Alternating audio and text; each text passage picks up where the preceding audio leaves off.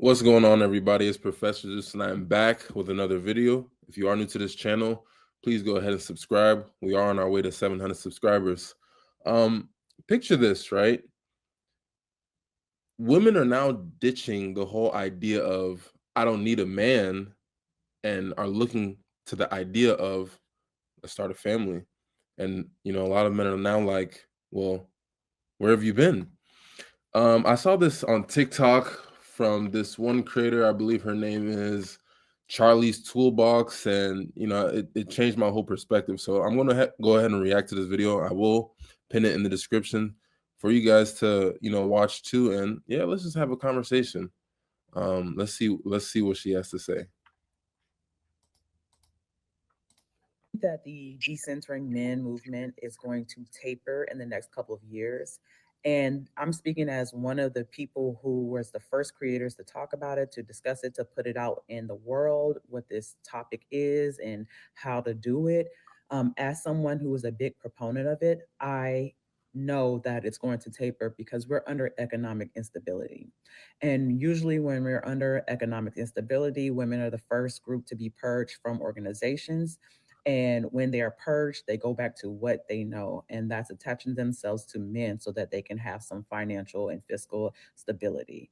And so I think in the next few years, we're going to see a lot of the conversation talk about love as a desire, love as a need, love as a human need.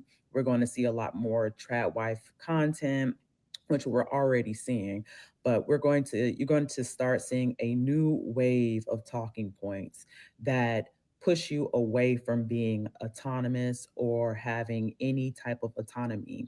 And it's going to be done under the guise of romance and romantic love. I So, um, so here's the deal. I don't necessarily disagree with this whole idea of that there's going to be a shift.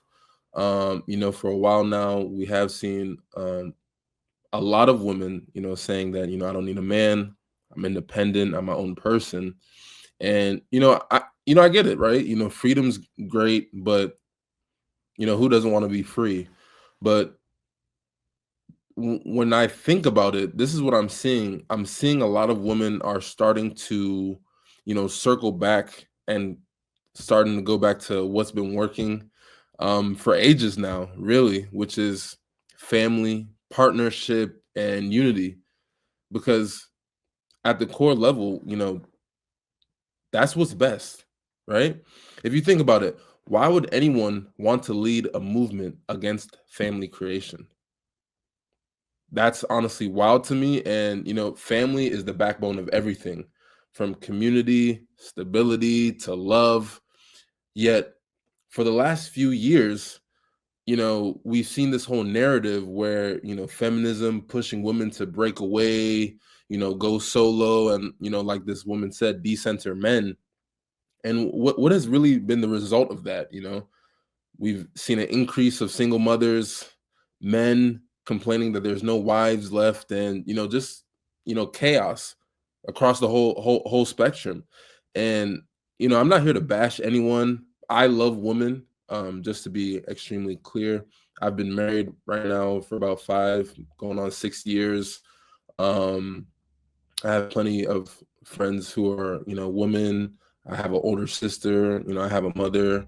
I'm close with my sister-in-law, and I'm not trying to be on some red pill type of stuff, but I think there's been like an overreaction, and I think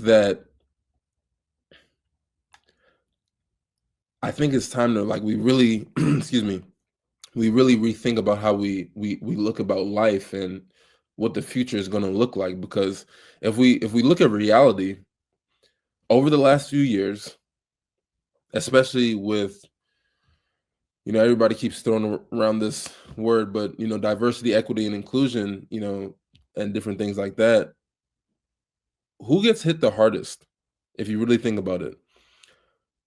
With the federal layoffs and all these corporate layoffs and different things happening, you have to ask yourself, who's getting hit the hardest? It's videos of strong, independent women crying about layoffs. That's just what my algorithm is pushing. I'm not saying that's what it is, but that's what my algorithm is pushing. A majority of people who I see complaining about the layoffs, just so happen to be women. And for men who are also getting laid off, I've only think I've seen like one guy who's just weighing. I think, and he was like working at United Healthcare, and he was just weighing the options of whether or not he should, take the buyout offer or keep it moving, but just like really weighing his options. So my honest opinion to women is like, you never really had to do it alone. You don't need to decenter men or compete with them. That's not really the strength. It becomes a stress that you really don't even need. I've heard from, a lot of women who, after trying to do the whole independent thing, they realize to some degree that they passed up on good men, hard truth, and potential husbands even, because they bought into this whole idea that they had to prove something. And men, when you look at the men, it's like we're not really sitting around being stressed about it. We continue to live our lives, continue to progress in life, and yeah, keep trying to be the best version of yourself. And I'm not saying that women are also not trying to be the best versions of themselves, but when we really see a lot of the content that's being pushed, it is a lot of women who are, complaining. But, it's like, it's unfortunate because women get caught in this cycle, and it's like they're trying to run a race that nobody asked them to run. So why put that pressure on yourself? You know what I mean? And the reality is, like, we're stronger together. Men and women were made to complement each other. You don't need a partner, you need a husband. You don't need a partner, you need a wife. But, and I think this is really key, is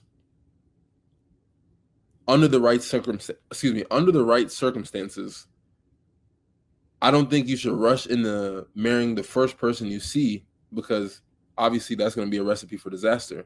But you have to look for someone who's in it for the long haul, for just for real.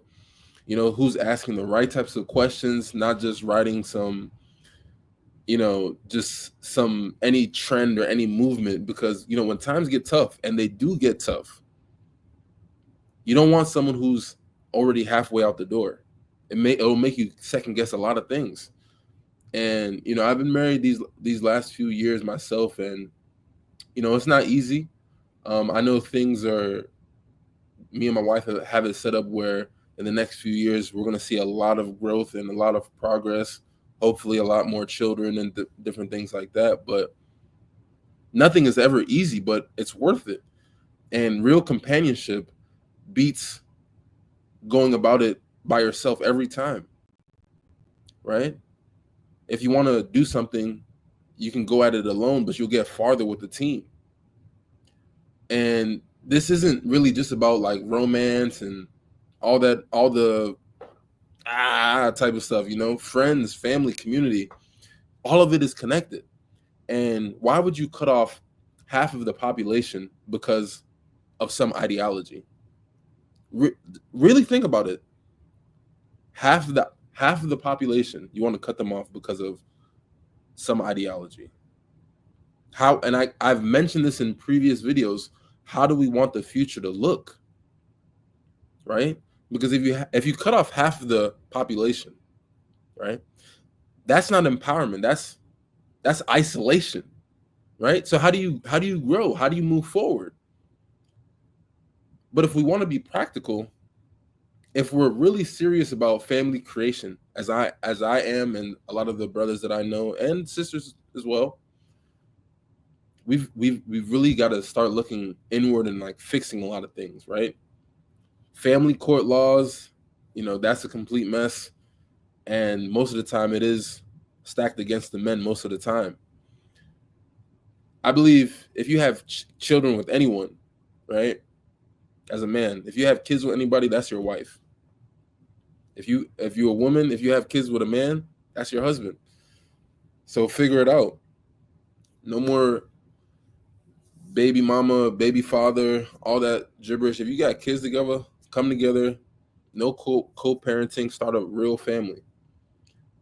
Step parents shouldn't even be in the picture unless it's absolutely necessary, because kids, the future, they deserve some sort of stability. And for all the women who believe that, I won't even say believe, but who have been hurt in the past, don't project those emotions onto every man. Heal. You know what I mean? Heal, take ownership, and stop jumping into these places where you hear everybody having the same type of ideology or the same type of rationale, or echo chambers, right? That just hype up bad decisions, because accountability is the first step to real freedom, because everybody wants to be free, right? So accountability is that first step in order to get real freedom, not just, random ideology. What happened to what's that ideology that came from Korea, that no sex with men, no procreation, no, what happened to that? 4B. Yeah, what happened to that? Nobody's talking about that anymore, right?